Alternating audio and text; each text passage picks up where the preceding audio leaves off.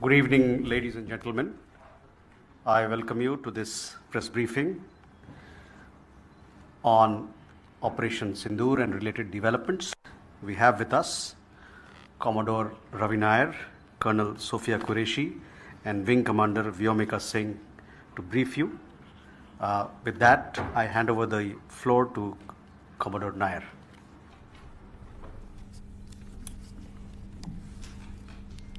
Good evening, ladies and gentlemen.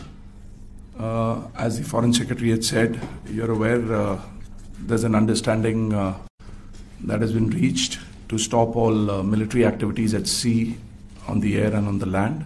And the Indian Navy, Indian Army and the Indian Air Force have been instructed to adhere to this understanding. Since the tragic events at Pahalgam, you're aware that our responses have been measured and very responsible. Details of these have been shared with you over the past few days through our various press briefings. What has also happened is that there is a significant amount of misinformation that is being undertaken from the other side. And as a professional military organization, we thought it is also our duty to dispel those misinformation aspects, as also state the facts of the case as they stand. Towards that, I will now hand over to my colleague, Colonel Qureshi. नमस्कार। अब मैं आपको पाकिस्तान की miss information campaign के बारे में अवगत कराऊंगी।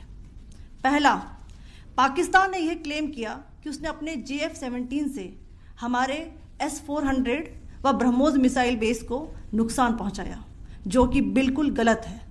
दूसरा, उसका यह भी मिस इन्फॉर्मेशन कैंपेन था कि हमारी एयरफील्ड्स जो कि सिरसा, जम्मू, पठानकोट, बठिंडा, नलिया और भुज में हैं, ये उसका मिस इन्फॉर्मेशन भी बहुत गलत है।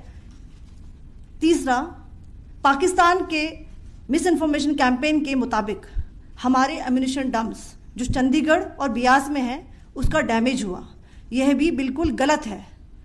हमने आपको मॉर्निंग ब्रीफिंग में बताया था विद फैक्ट्स एंड फिगर के साथ कि ये सारी चीज़ें बिल्कुल सही सलामत हैं।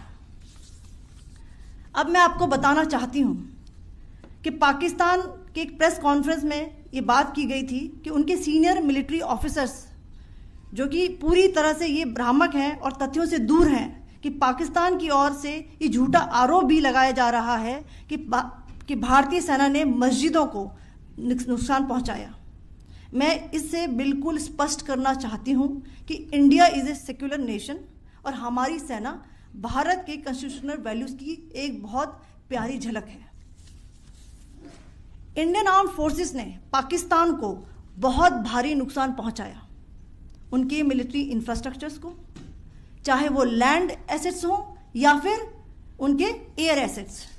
यही नहीं, इंडियन आर्म फोर्सेस ने पाकिस्तान की एयरफील्ड्स स्कर्दू, जकोबाबाद, सरगोदा और बुलारी को बहुत नुकसान पहुंचाया। इसके अलावा पाकिस्तान के air defence system, radar system, उनको भी एयर स्पेस में अनडिनेबल किया। यह भी बताना चाहती हूं कि लाइन ऑफ कंट्रोल के पास